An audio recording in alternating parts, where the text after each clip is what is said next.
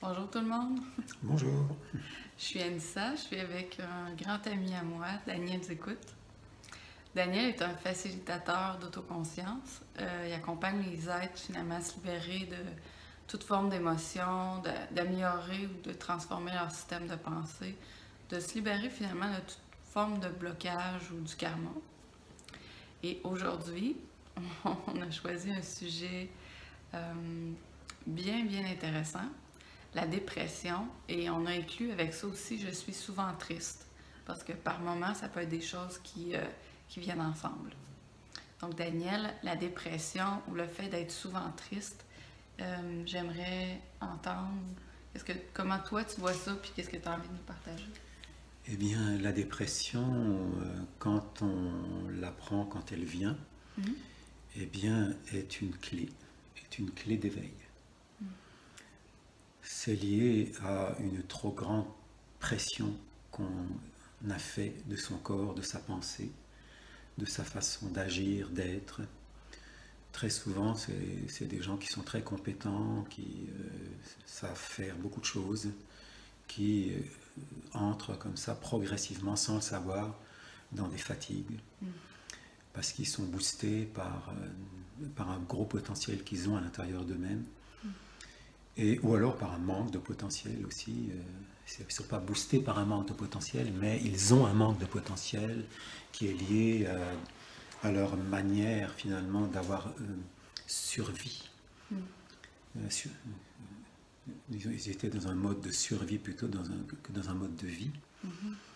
Et c'est ça qui fait que la dépression arrive. La dépression est liée justement à une saturation de fatigue, à une saturation de confusion intérieure. Ça vient aussi du fait que certaines personnes ont énormément de possibilités à faire beaucoup de choses, à se lancer dans beaucoup de projets, parce qu'ils ont un mental très fort, une façon de réfléchir très vive et rapide. Ils ont des capacités mémorielles des fois un petit peu hors du commun. Et donc, à partir d'un certain moment, en étant boostés de cette manière-là, sans qu'ils le veuillent, parce que c'est un peu dans leur nature, ou du moins dans leur façon d'avoir géré ou compensé d'une certaine manière leur existence ou leur manque par un plus, qui était positif et qui leur a permis de réussir dans beaucoup de choses. Et donc, c'est ça qui fait que souvent, après un certain nombre d'années ou de mois d'être efficace dans beaucoup de choses, eh bien, il se passe une sorte de dépression qui, effectivement, peut rendre triste. Hein, la tristesse est liée aussi à plusieurs choses. La tristesse de ne pas avoir pu continuer à réaliser ce que tu as réalisé. Mais la plus grande tristesse dans ce monde vient souvent du fait de voir ce qui se passe dans ce monde. De voir toutes les lacunes, toutes les fausses choses qui sont dans ce monde, Déviance. toutes les déviances et ainsi de suite, dans tous les départements d'activité, que ce soit commercial, personnel, politique, dans les événements mondiaux, et ainsi de suite. Donc beaucoup de choses se passent en ce moment, et cette tristesse que l'on sent et que tout le monde a à quelque part peut amener avec le temps, puisque c'est pas qu'on y croit, c'est parce qu'on voit des choses qui nous rendent tristes, malgré le fait qu'on peut être efficace, qu'on peut être très, je dirais, dans des actes qui servent la vie et qui servent les êtres humains. Mais il n'empêche qu'il y a souvent derrière tout ça une sorte de tristesse qui reste là et qui peut amener à une forme de dépression, mais qui s'ignore. Cette dépression va commencer par se manifester, ou peut commencer à se manifester par une sorte de nostalgie. Nostalgie de quelque chose que tu sens dans ton cœur, que tu sens dans l'humanité, mais qui n'est pas réalisé. Ouais. C'est comme si l'humanité s'était fixé des objectifs dans l'évolution et qu'on a retardé l'évolution par un manque. et par un manque, et en même temps qu'on empêche le plein éveil de son cœur de pouvoir faire en sorte qu'on peut non seulement dépasser l'évolution, mais retrouver la plénitude de l'harmonie de son cœur, de ce qui est dans son cœur. Et ça, là, quand on n'y arrive pas, quand il y a des hauts et des bas et que chacun vit ses vagues avec la tristesse ou autre chose, ou par des petites dépressions qui s'ignorent, eh bien ça crée une seconde nature intérieure qui crée donc comme une sorte de frein à la vie. On réussit, ça se passe bien, mais on n'est pas satisfait. Il y a toujours un frein à l'intérieur.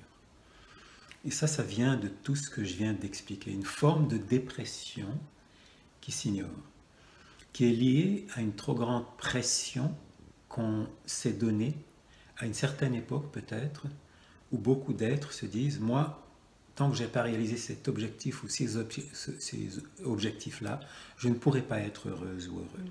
Je ne pourrai pas être satisfait. Même si on a oublié ça, mais qu'on ne l'a pas illuminé, ça reste. Et c'est ça qui revient de temps en temps, inconsciemment, nous dire qu'on n'a pas réussi dans quelque chose qui est inconscient et qu'on a oublié. Alors ça voile la conscience légèrement, par moment, et il y a une forme donc de malaise qu'on peut sentir en disant, tiens, comment ça se fait, je suis plus bien, et ainsi de suite. Et on se pose des questions, mais c'est parce qu'on a simplement oublié qu'à plusieurs moments dans le passé, on avait prévu des choses qu'on n'a pas réalisées, et qu'on était déçus. Et on s'est dit, oh, c'est pas grave, et puis on n'a pas illuminé. On n'a pas illuminé, comment dire, le stress qu'on a eu à ce moment-là. On a comme dit, c'est pas grave. Et beaucoup de personnes réagissent comme ça. Beaucoup. C'est comme si on se mentait à soi-même, c'est ce que tu veux dire.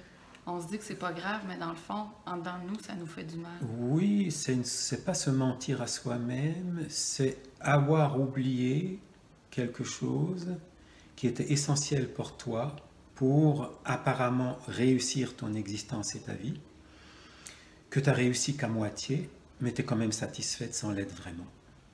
Toi, c'est sournois. C'est quelque chose de sournois qui s'installe comme ça parce que tu l'as créé et tu ne l'as pas décréé pour recréer autre chose. C'est exactement comme quand tu manges quelque chose, mais tu le gardes dans l'estomac. Et l'estomac, il grossit, ça te fait mal, mais tu grossis. Il ne digère pas. Il y a une partie de l'estomac qui ne digère pas. Et qui, à ce moment-là, amène des lourdeurs, amène des malaises. Là, bien sûr, on parle de lourdeur et de malaise psychologique, parce que je parle de l'estomac mental et émotionnel qui en prend trop. Ouais.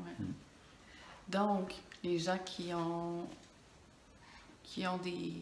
des souhaits ou des désirs ou des choses qui n'ont pas été réalisées, puis qui ont été déçus, puis qui sont encore inconsciemment ou consciemment attachés à ça, j'imagine que la clé, c'est comme tu disais, de le défaire, mais pour le défaire, il faut d'abord l'accepter, puis le laisser aller, puis le laisser s'illuminer.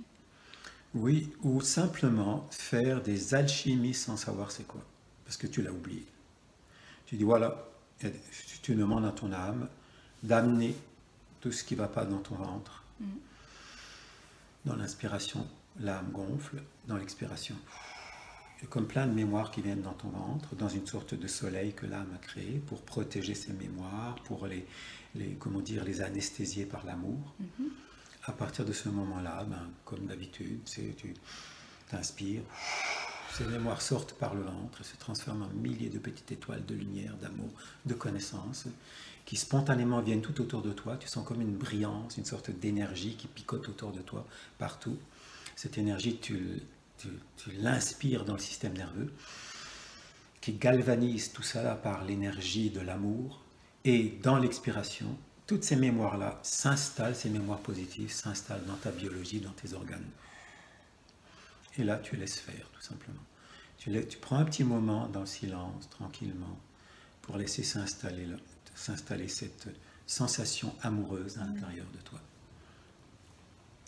Ça paraît simple, et je le dis souvent, Mais qu'est-ce qu'il fait régulièrement? On est tellement pris dans certaines choses qu'on oublie 2 minutes, 3 minutes maximum. Maximum. Maximum. Pour faire quelques petites alchimies comme ça dans une journée. Où tu vas te mettre ton dos sur un arbre, tu mets ta main gauche comme dans le dos, de façon à ce que tu puisses toucher l'arbre. Tu mets ta main droite sur le plexus solaire. Et là, tu respires l'amour. Tu respires juste l'amour que tu as pour toi, l'amour qui est dans la nature aussi, dans les racines de la nature, et qui est partout, et qui fait en sorte que la nature est toujours vivante malgré tout ce qu'on lui fait. Imagine l'amour qui est là-dedans. C'est comme une sorte de conscience amoureuse, végétale, parce qu'on a aussi quelque chose de végétal à l'intérieur de nous-mêmes, à l'intérieur de nous. T'inspires et dans l'expiration. C'est comme un réconfort, une sorte de paix que tu laisses s'installer, d'énergie positive que tu laisses s'installer en toi. De simples petits trucs comme ça aident considérablement à, après que tu aies fait, après ça par exemple, tu vas t'allonger un petit peu, tu oublies tout, tu fais une petite sieste. Et là, n'oublie pas avant la sieste de dire à ton âme que ta volonté soit faite dans le respect de ce que je suis, de mon prochain et de toutes choses manifestées dans la création. Et là, tu le laisses faire, le 99% qui t'a créé. On a tendance à oublier ça régulièrement. Même dans une journée, j'ai beau les répéter, beaucoup, on a tendance à l'oublier et à le faire vraiment. Pas à le faire avec sa tête, à le faire avec l'unité de tous ces sens qui sont amoureux de le faire à ce moment-là. Avec vraiment sincérité comme un petit enfant. Oui, la simplicité. Mais volontaire. Il faut y aller. Donc, et des fois, il faut se forcer même. Des fois, on est dans des états où si tu ne te forces pas, tu t'abaisses. Et puis là, ça dure un mois, une semaine, une journée, dépendamment des personnes. C'est sûr que quelqu'un C'est du temps perdu. Quelqu'un qui est souvent triste ou en pseudo-dépression, sur le bord de la dépression, à un moment donné, il n'y a pas le choix de faire un effort, je pense. Parce qu'après, ça va juste dégringoler. Oui, et puis avant que ça dégringole, il y a des petites choses à faire, du style de ce qu'on vient de voir. Donc la dépression, je suis souvent triste. Nous avons tous, dans une journée, à peu près toutes les 10 minutes, des moments de dépression. Parce qu'on en prend trop. On n'est pas dans l'équilibre entre le repos et l'activité. Juste ça. Avoir 50% de repos pour 50% d'activité dans une journée, tu es automatiquement dans l'équilibre. Mais si tu le fais dans une minute, par exemple, je suis en train de parler, mais je sais que dedans, je suis maintenant reposé et calme. C'est ce qui fait que je ne gaspille pas d'énergie, je suis en résonance. Quand je parle, ça vibre à l'intérieur de moi, donc waouh, ça me fait du bien. Je sens l'énergie qui circule, je sens une vitalité qui vient même dans le ton de ma voix, dans la façon d'être, dans le champ de rayonnement. C'est comme naturel. Donc le fait juste d'être là comme ça, automatiquement, il y a une dépression qui peut se libérer. Parce que c'est une trop grande pression. Alors la trop grande pression crée une dépression. Mais si tu retiens la dépression, parce que la plupart des personnes, quand ils ont une dépression, bien sûr, ils ont retenu des mémoires, ils ont retenu des choses, ils ne les ont pas illuminées. Donc la dépression continue en permanence. Donc il faut avoir un moment de liberté où je laisse la vie du cœur respirer à l'intérieur de mes poumons. Parce que, comme je le disais, c'est la fonction automatique du cœur et de l'âme, donc de l'âme, qui fait que à chaque fois que tu te laisses respirer et que tu entends ou tu sens le battement de ton cœur, juste ça, c'est déjà entrer dans le club méditerranéen. Tu es déjà en vacances, tu es dans le club Med. méditation. Donc c'est important, ça, de le saisir et de faire, de se forcer s'il le faut, plusieurs fois dans une journée, à juste sentir, se laisser respirer et sentir le battement de son cœur. Quitte à mettre la main ici, puis tu te laisses bercer par le battement de ton cœur. Ou tu frottes très fort tes mains et tu les mets sur tes cuisses. Tu laisses la chaleur de tes mains créer une sorte d'électricité éthérico-physique qui va agir en toi et autour de toi. Ça va comme faire... ça peut être très puissant. Donc, simplement des petits trucs comme ça favorisent le fait que la tristesse disparaît. Il y a une énergie pétillante de joie qui commence à se manifester biologiquement. Et tu le sens biologiquement, tu le sens peut-être pas encore en conscience, mais biologiquement. Et dès que tu commences à le sentir biologiquement, ben tu te laisses respirer là-dedans. Et là, tu te mets dans cette sensation de joie. Donc la tristesse disparaît et la dépression qui a lâché sa trop grande pression, justement, va pouvoir se réguler et devenir un état, je dirais, de renforcement de ta biologie et de ta conscience. Toute dépression est là pour te renforcer. Pour te renforcer, si tu la prends bien. C'est ça, il faut comme pas avoir peur. Si tu la prends bien. Si tu rentres dedans, dans le mental, dans l'émotionnel, et puis dans le « Ah mon Dieu », et tu laisses l'émotion monter, alors là, t'exploses. Il faut vraiment se forcer à un moment donné, quand tu sens que la dépression est là, que il y a trop plein, ça ne marche pas, ça pète là, à l'intérieur, eh bien, respire profondément. Parce que c'est le manque de souffle et le manque de pulse, de vitalité. Le pulse amène la vitalité dans le corps, qui fait que tu es trop dans les émotions et les pensées, et automatiquement le souffle bloque, et le cœur, il s'affole. Automatiquement, il bat plus vite, il s'affole, à cause de l'angoisse qui peut monter, et ainsi de suite. Donc, pas avoir peur, mais pas non plus faire semblant qu'il n'y a pas de dépression. Absolument. Faire semblant, c'est créer un masque supplémentaire qui fait qu'ajouter certaines choses. Puis à un moment donné, ça va être une surdépression, si on peut dire ça comme ça. Oui, oui. Le plus important, c'est de s'accepter comme on est à chaque jour, avec tout ce qu'on vit. S'accepter. Puis peut-être faire des petits ajustements chaque jour, des petites actions pour se retrouver. Mais oui. Puis trouver avoir de la joie à faire la cuisine, à faire la vaisselle comme je viens de la faire, avoir la joie de parler avec quelqu'un au téléphone. Tiens, je pensais à toi, ça fait longtemps que je t'ai pas vu, comment ça va? Et puis là d'un coup, hop, ça y est, la personne elle est joyeuse, elle va rire, et hop, c'est parti. Il faut peu de choses pour sortir d'une dépression en cours. Mais faire l'effort. Ne pas rentrer dedans. Si tu rentres dedans, c'est que tu as besoin de le vivre. C'est que tu as besoin de passer par là pour subir les conséquences et te renforcer après, ou te détruire pour être mieux après. Tu sais, bon, il n'y a pas de jugement entre la vie et la mort à avoir. Mais il faut éviter, bien sûr, de se détruire pour rien. Et puis de recommencer une existence pour rien.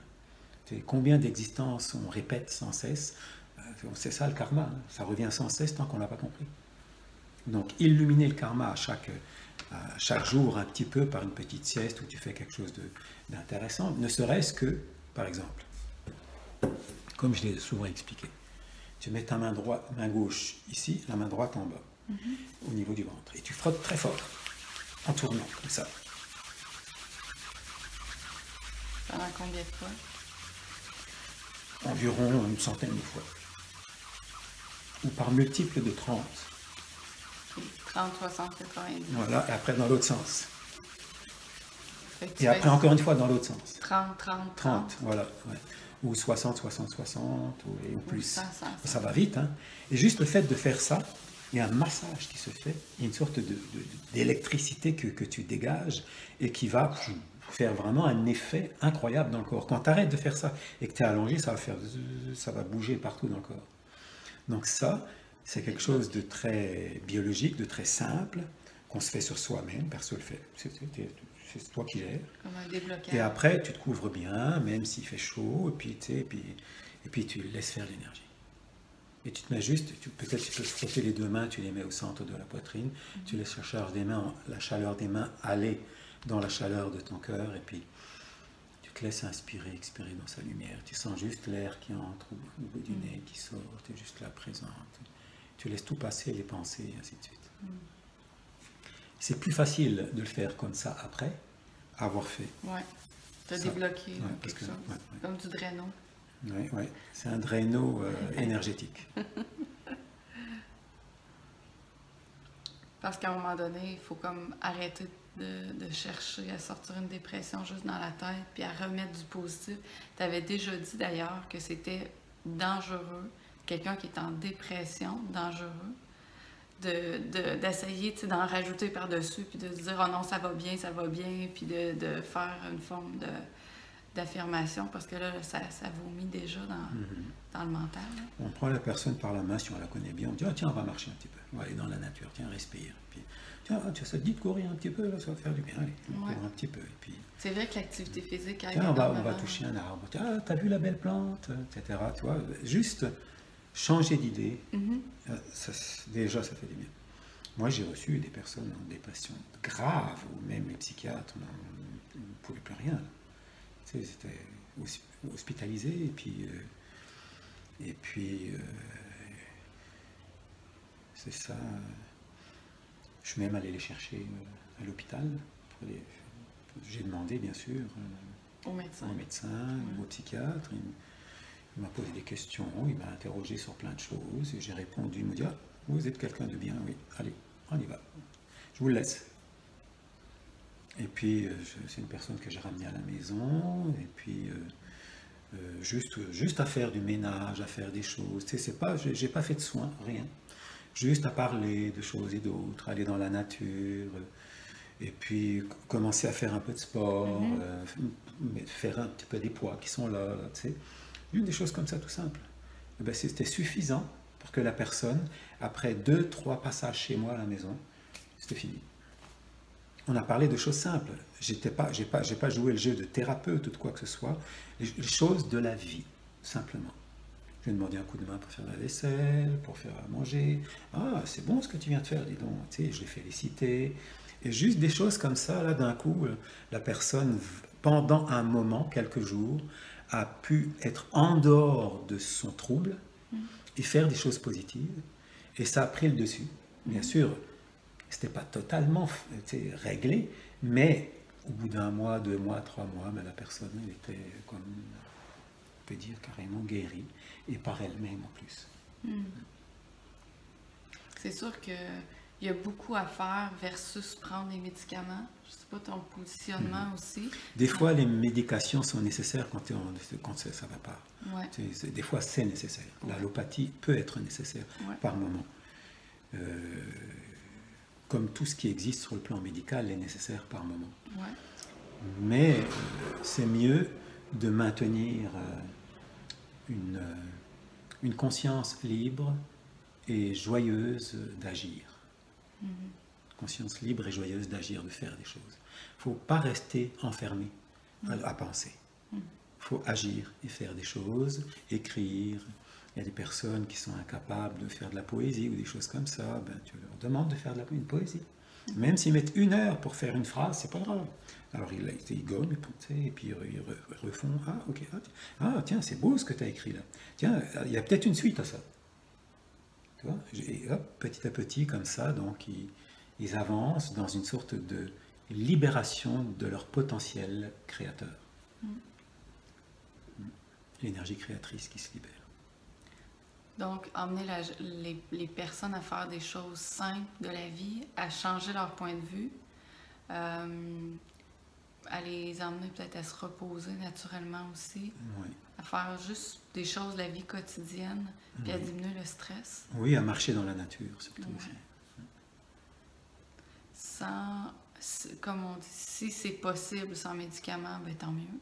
Puis si c'est pas possible, ben c'est pas possible. Puis... Ben oui, avec un suivi, bien sûr. Et puis, mais j'ai vu des choses extraordinaires, hein, comme ça, des gens, c'était impossible, hein, et pourtant tout est devenu possible.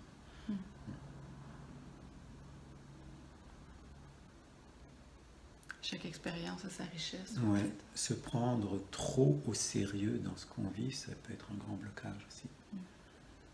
Il faut toujours qu'il y ait un brin d'humour, d'amour, de tendresse. Mais on vit dans un monde où, si je peux me permettre, c'est quand même, je pense, facile de juger pour la majorité des gens. Mais parce qu'on vit dans un monde de précipitation où les personnes ne prennent pas le temps de petites pauses. Il suffit de quelques petites pauses dans une journée pour changer les choses, mais il y en a qui sont tellement au travail, tellement précipités, tellement boostés par plein de choses que c'est normal. Une fois, tu sais, quand ils prennent leur retraite après, ils se sont donnés à 100%, tu sais, au travail, et puis combien tombent malades, combien tombent, tu sais, on avait des problèmes après. Il y a À énormément... moins de, effectivement, eh bien, tous les jours, de se permettre de faire son petit yoga, ses petits exercices, ses respirations, ses moments de détente. Ouais, je fais ça à chaque fois. Ouais. Mais c'est la précipitation et le jugement. Je pense que c'est deux choses qui... Les gens ont peur de ne pas faire assez, ont peur d'être jugés, ont peur de ne pas être dans le cadre de ce qu'on est considéré comme normal en tant qu'humain, de faire tel travail, de faire tel salaire, d'avoir telle vie de couple, des enfants, les ci, les ça, telle apparence physique, puis les gens sont comme modelés là-dedans. Puis finalement, ben... Dans l'évolution du monde dans lequel on est, bien sûr, la majeure partie des personnes ont des objectifs qu'ils veulent réaliser, et puis ils sont pris dans la vie de famille, dans la vie qu'ils ont créée, avec toutes les obligations que cela suggère. Et tu sais, des fois, quand tu vois une mère de famille qui a 12 enfants, et que tu sais, c'est quelque chose, moi j'ai une admiration sans borne auprès de... Et puis qui arrive à faire tout avec un petit budget en plus, etc. Donc moi je trouve ça fabuleux.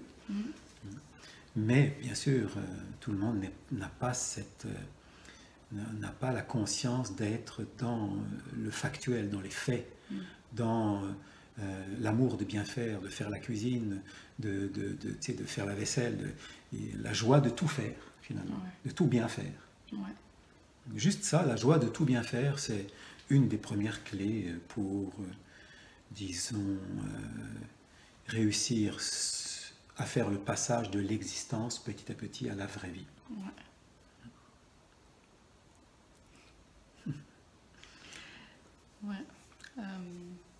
T'avais-tu d'autres choses à...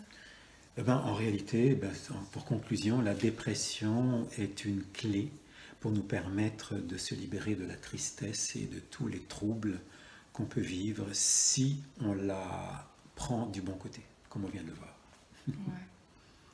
Et qu'on l'accepte pleinement. Bien sûr, ça nécessite des fois un accompagnement au départ, et puis tu sais, ça ne se fait pas comme ça. Là. Mais pour certaines personnes, j'ai vu carrément des miracles se faire comme ça, c'est incroyable. Peut-être un peu comme au même niveau, tantôt que la souffrance, par moment c'est bien, il y a beaucoup d'incompréhension par moment derrière ça.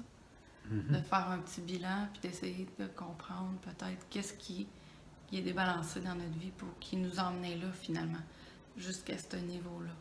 Oui, ça sert à ça. On espère que cette vidéo-là vous a éclairé, donné peut-être quelques clés, des outils pour vous aider à éviter la dépression, à éviter d'être trop souvent dans la tristesse ou à vous aider à vous en sortir un petit peu par vous-même, si c'est possible pour vous. Puis, si jamais vous avez des questions ou vous avez le goût de rencontrer Daniel, ça va lui faire grand plaisir. Simplement, écrivez-nous sous la vidéo.